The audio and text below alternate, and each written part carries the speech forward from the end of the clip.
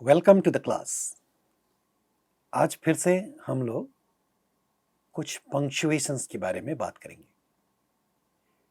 आप जानते हैं कि अंग्रेजी लिखने और पढ़ने के लिए साथ साथ बोलने के लिए पंक्चुएशन मार्कर्स का समझना उतना ही जरूरी है जितना कि अंग्रेजी के सेंटेंस स्ट्रक्चर और रूल्स को समझना जरूरी है। जब हम कोई नई भाषा सीख रहे होते हैं और वो हमारी अपनी भाषा नहीं है, मतलब उस भाषा को बोलते हुए हम बड़े नहीं हुए हैं, तो उसके डिटेल्स को देखने और समझने के लिए कुछ इंट्रिकेट न्यूएंसेस पर नजर डालने से हमारी समझ बढ़ती है। इसलिए अगर हम इन छोटी छोटी बातों का ध्यान रखेंगे तो वो बड़ा होकर के हमारे लैंग्वेज पर, हमारे परफॉर्मेंस पर बहुत अच्छा प्रभाव डालता है। कहने का मतलब यह है कि बहुत सारी ऐसी चीजें होती है भाषाओं में जो देखने में बहुत छोटी लगती है, इनसिग्निफिकेंट होती हैं, लगता है इनका कोई खास महत्व नहीं है, लेकिन हमारे भाषा को प्रभावी बनाने में उनका बहुत बड़ा योगदान होता है। पंक्चुएशन मार्क्स ऐसी ही कुछ चीजें हैं। देखने में ये बहुत सामान्य लगती हैं, लेकिन इन पर ध्यान नहीं देना हमारे लिए मुश्किल खड़ी कर सकता है। वो कैसे और ध्यान देने से क्या सुधर जाएगा, क्या अच्छा होगा, हम उन चीजों के बारे में डिस्कस कर रहे हैं। तो एक बार फिर से हम कुछ पंक्चुएशंस के बारे में बात करें तो आप जानते हैं कि पंक्चुएशन दो तरह के होते हैं। पहला जो सेंटेंस के एंड में आता है, दूसरा जो सेंटेंस के बीच में आता है। सभी पंक्चुएशंस को इन दो कैटेगरीज में रखा जा सकता है।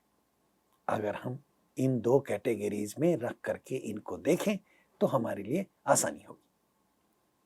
फिर सेंटेंस के एंड में आने वाले पंक्चुएशंस का इस्तेमाल बहुत ही सिंपल है, जैसे कि फुल स्टॉप। फुल स्टॉप एक इस तरह का डॉटेड पॉइंट होता है, सेंटेंस खत्म होने पर उसको हम यूज करते हैं। दूसरा क्वेश्चन मार्क, ये इंटरोगेटिव सेंटेंसेस के अंत में यूज होता है, मतलब क्वेश्चन सेंटेंसेस के अंत में यूज होता है। क्वेश्चन सेंटेंस किसको कहते हैं? आपने देखा होगा, क्वेश्चन सेंटेंस उसको कहते हैं जो WH वर्ड से शुरू होते हैं, मतलब हु, वेयर, हाउ, व्हेन, ये WH वर्ड्स हैं। और इसकी और भी चीजें हैं जिस पर हमको ध्यान देने की जरूरत है, लेकिन वो किसी दूसरे चैप्टर में देखेंगे। इसका मार्क ऐसे होता है। क्वेश्चन मार्क बहुत सारी भाषाओं में ऐसे ही होता है, लेकिन फुल स्टॉप अलग अलग होते हैं। हिंदी में फुल स्टॉप एक स्ट्रेट लाइन होता है। चूंकि मैं आपको ये बातें हिंदी के माध्यम से बता रहा हूं, इसलिए ये जानना जरूरी है, लेकिन अंग्रेजी में फुल स्टॉप बस एक सिर्फ डॉट होता है। क्वेश्चन मार्क कैसे होते हैं? साइन ऑफ एक्सक्लेमेशन, एक लंबा लाइन होता है और नीचे एक डॉट होता है। इस तरह के मार्कर को साइन ऑफ एक्सक्लेमेशन कहते हैं। ये तीन मार्कर खास तौर पर सेंटेंस के अंत में आते हैं। बहुत सारे ऐसे मार्कर्स होते हैं जो सेंटेंस के बीच में आते हैं। उनमें से एक होता है कामा। कामा हिंदी और अंग्रेजी दोनों में एक जैसा दिखता है। सेमीकोलन, एक डॉट होता है और एक कॉमा, मतलब फुल स्टॉप और कॉमा को ऊपर नीचे रख दे तो वो सेमीकोलन होता है। तीसरा होता है कोलन, जिसमें सिर्फ दो डॉट्स होते हैं। और एक होता है अपस्ट्रॉफी मार्कर, एक ये अलग तरह का पंक्चुएशन है। तो हमने कॉमा के बारे में और कॉमा के इस यूसेस को देखा है। आज खास तौर पर हम सेमीकोलन, कोलन और अपस्ट्रॉफी के बारे में बात करेंगे। हम देखते हैं एक एक करके कि इसके इस्तेमाल कैसे होते हैं, कैसे किया जाता है और ये सेंटेंस में क्या प्रभाव डालता है। एक बार फिर से इस बात को ध्यान रखिए कि पंक्चुएशन मार्कर्स का यूज सिर्फ लिखने के लिए जरूरी नहीं है। अगर हम कोई लिखी हुई चीज पढ़ रहे हो, खुद पढ़ रहे हो या जोर जोर से पढ़ रहे हो, तो अपनी बोलने की शैली और कला, मतलब स्पोकन लैंग्वेज को इम्प्रूव करने के लिए और प्रभावशाली बनाने के लिए भी पंक्चुएशन मार्क्स पर ध्यान देना और जो उसका फंक्शन है उसके साथ बोलना हमारी भाषा को अच्छा बनाता है, प्रभावी बनाता है। इसलिए इन बातों पर ध्यान देना जरूरी है। आइए हम एक एक करके इसको देखते हैं। सबसे पहले हम सेमीकोलन के बारे में बात करें। आपने देखा कि सेमीकोलन कैसा दिखता है, ऐसा दिखता है। तो सेमीकोलन का यूज कहां होता है? जब हम दो क्लोजली रिलेटेड सेंटेंसेस को जोड़ते हैं। तो एक तरह से ये कनेक्टर है। मतलब ध्यान से देखिए कि जो कामा था वो with in the sentence use होता था, मतलब फुल स्टॉप से पहले। सेमीकोलन का यूज दो रिलेटेड सेंटेंसेस को जोड़ने के लिए किया जाता है। मतलब ये फुल स्टॉप नहीं है, ये अभी भी सेंटेंस के अंदर की चीज है, लेकिन दो अलग अलग प्रोपोजिशंस हैं। साथ में दो अलग अलग फ्रेजेस को जोड़ने के लिए भी इसका इस्तेमाल किया जा सकता है। कुछ उदाहरण देखिए। I went to see the jumbo circus with my kids. I thought, ये एक सेंटेंस हुआ। दूसरा sentence, I thought it was terrible. तीसरा sentence, they thought it was great. अब देखिए ये दो अलग अलग सेंटेंसेस है। I thought it was terrible, they thought it was great. इसको हम इस तरह से भी जोड़ सकते हैं, I thought it was terrible, but they thought it was great. चूंकि यहां बट लगा हुआ है इसलिए इसके पहले सिर्फ एक कामा का यूज होगा। लेकिन यहां देखिए इस सेंटेंस को, I thought it was terrible, they thought it was great. इस दो सेंटेंस को जोड़ने के लिए, एक साथ बनाने के लिए, क्योंकि ये एक ही तरह के प्रोपोजिशन के बारे में बात कर रहा है, यहां पर सेमीकोलन का यूज होता है। अब देखिए, आपने कामा का यूज कहां करते हैं यह सीखते समय यह देखा था कि कुछ वर्ड्स होते हैं जैसे देयरफॉर, हाउएवर, इन फैक्ट, इन सब के बाद कामा का यूज होता है। यहां देखिए इनफैक्ट के बाद हुआ है, यहां हाउएवर के बाद हुआ है, यहां भी हाउएवर के बाद हुआ है, यहां देयरफॉर के बाद हुआ है। ये ऑफ कोर्स है, एक दूसरा फ्रेज है, यहां पर भी हुआ है। लेकिन और ध्यान से देखिए तो आपको सेमीकोलन के यूजेस के बारे में भी सीखने को मिलेगा। मतलब कंजंक्टिव एडवर्ब्स के लिए भी सेमीकोलन का यूज होता है। She has not got many friends, however, everyone likes her. ये सेंटेंस आपने पहले भी देखा है। तो she has not got many friends, ये एक सेंटेंस है। इससे जुड़ा हुआ दूसरा सेंटेंस है however, everyone likes her. ये चूंकि इंडिपेंडेंट सेंटेंस है इसलिए यहां पर ये जो एडवर्ब है इसके बाद सिर्फ एक कॉमा का यूज किया गया है। लेकिन अगर इन दोनों सेंटेंसेस को हम जोड़ दें तो पहले सेंटेंस के अंत में और एडवर्ब शुरू होने के पहले सेमीकोलन का यूज होता है। जैसे she has not got many friends, however everyone likes her. ये देखिए यहां पर सेमीकोलन का यूज हुआ है। My dog knows many tricks, in fact he can bark on command. इसको जोड़ने के लिए देखिए my dog knows many tricks, in fact he can bark on command. तो यहां भी सेमीकोलन का यूज हुआ है।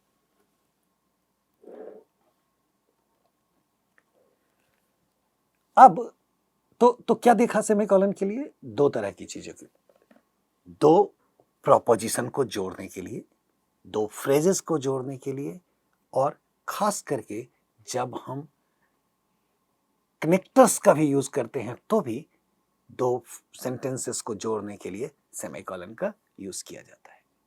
अब देखते हैं कोलन कहाँ कहाँ यूज होते हैं। कोलन ऐसे दिखता है, इसको कोलन कहते हैं, and it introduces information after an independent clause. Information after an independent clause, ये इंपॉर्टेंट बात है। यहां देखिए, ये देखिए एक लिस्ट है। Here are 3 states that start with the letter A. Andhra Pradesh, Arunachal Pradesh and Assam. यहां देखिए, यहां भी कॉमा होगा। तो ये देखिए 3, एक ये प्रोपोजिशन है।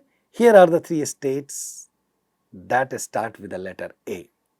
यहां पर कोलन आएगा। कौन कौन से स्टेट हैं उसको लिस्ट करने के लिए हम कोलन का यूज करते हैं। आंध्र प्रदेश, अरुणाचल प्रदेश एंड असम। ये देखिए, यहां सेंटेंस एंड हुआ तो यहां पर फुल स्टॉप है।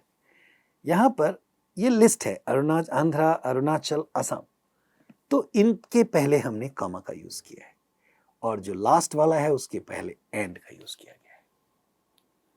I have several favourite genres of movies.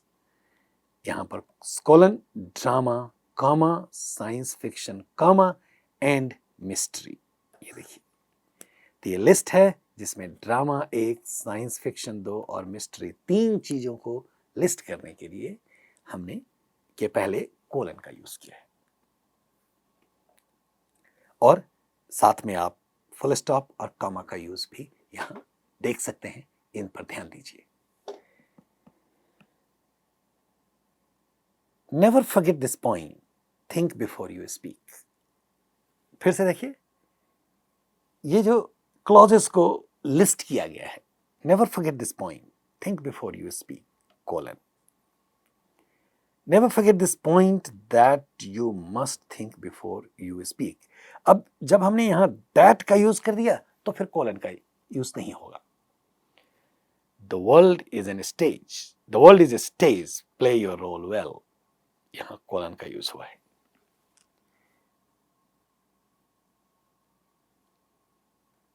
अब यहीं पर अगर हम इसको ऐसे लिखें, the world is a stage where you play your role well, जब हम ये वेयर का यूज कर देंगे तो फिर यहां पर कोलन नहीं आएगा। इन 2 बातों पर ध्यान देने के बाद आप कुछ प्रैक्टिस करके देखिए। प्रैक्टिस के लिए मैं आपसे जैसा बताता हूं उस तरह की चीजें अगर आप करें तो वो एक अलग तरह का प्रैक्टिस होता है, एक उत्तम क्वालिटी का प्रैक्टिस होता है। जैसे अगर आप कुछ पढ़ रहे हैं तो उसमें कोलन पर ध्यान दीजिए, सेमीकोलन पर ध्यान दीजिए, मतलब पंक्चुएशन मार्क्स पर ध्यान दीजिए। कोई बोल रहा है तो उसमें पंक्चुएशन मार्क्स पर ध्यान दीजिए, मतलब कहाँ कहाँ पर पॉजेज हैं, कहाँ कहाँ पर फुल स्टॉप है, कहाँ कहाँ पर हाफ स्टॉप है, एंड सो ऑन। और दूसरा तरीका यह होता है कि कुछ एग्जाम्पल्स ले लीजिए और फिर आप उसको उन एग्जाम्पल्स में आप पंक्चुएशन का यूज कीजिए। ये दूसरा टाइप है। अब देखिए, in front of him where the following cheesecakes, apple pie and other delicious delights. अब इसमें देखिए कि कॉमा का यूज कहाँ होगा और सेमीकोलन का यूज कहाँ होगा, कोलन का यूज कहाँ होगा। यहां पर फुल स्टॉप ऑलरेडी यूज किया हुआ है क्योंकि ये एंड ऑफ द सेंटेंस है। The man looked outside and sighed it had been raining all day. It was an incredibly hot day. Our ice cream melted within minutes. I like many healthy foods: carrots, broccoli, apples, spinach, and oranges.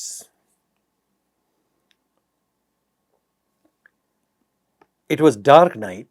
The moon hid behind a cloud. अब इसमें हम खास करके आपका ध्यान चाहते हैं कि आप देखिए कोलन और सेमीकोलन का यूज कहां कहां पर होगा। यहां रुकिए, ठीक से इन सेंटेंसेस को देखिए, अपनी नोटबुक में इसका इस्तेमाल कीजिए और अब जब आपका प्रैक्टिस पूरा हो गया है तो आप हमारे आंसर से कंपेयर कीजिए। देखिए, in front of him were the following, यहां पर कॉलन है क्योंकि इसके बाद लिस्ट है। चीज केक कामा एप्पल पाई, यहां पर भी कामा होगा, and other delicious delights, full stop. The man looked outside and sighed, यहां पर सेमीकोलन का यूज होगा। It had been raining all day.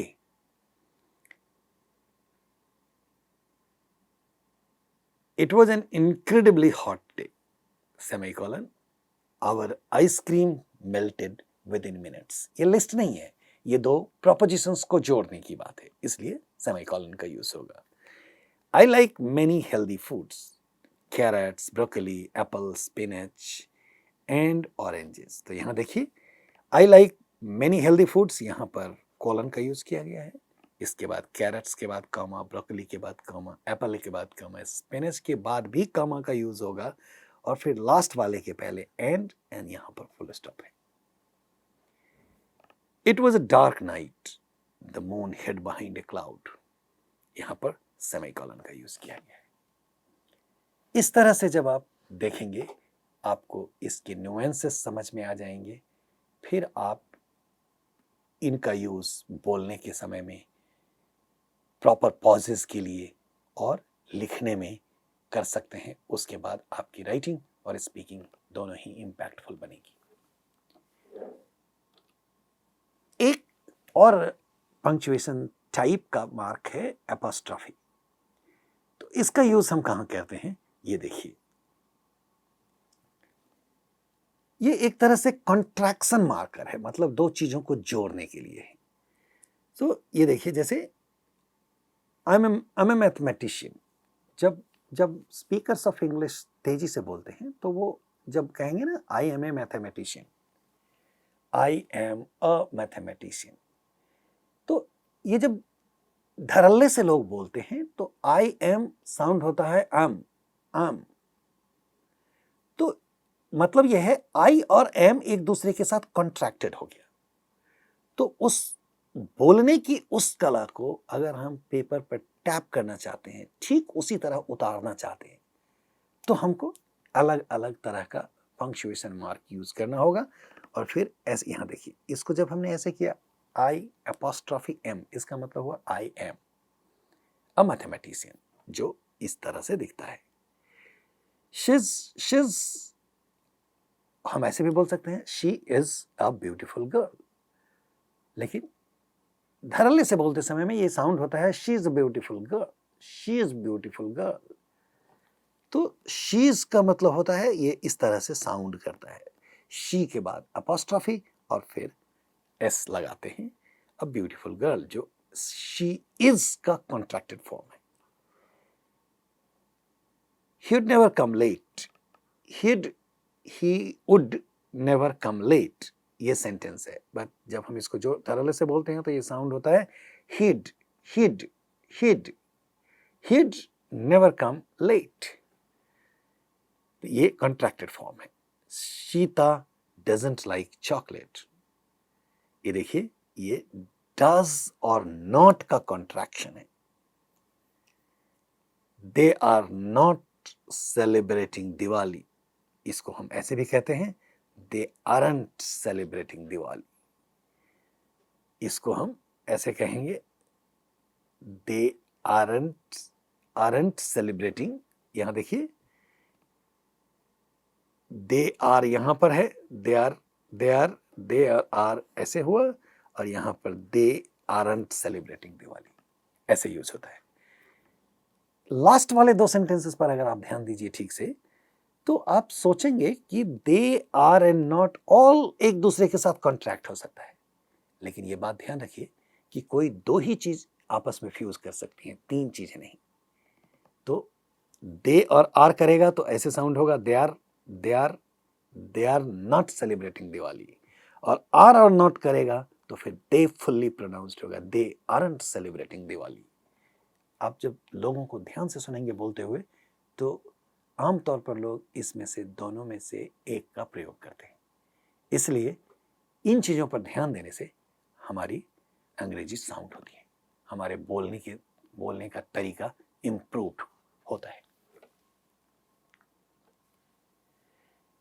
Apostrophe का यूज हम पोजीशन को मार्क करने के लिए भी करते हैं, जैसे have you seen Leah's new pet,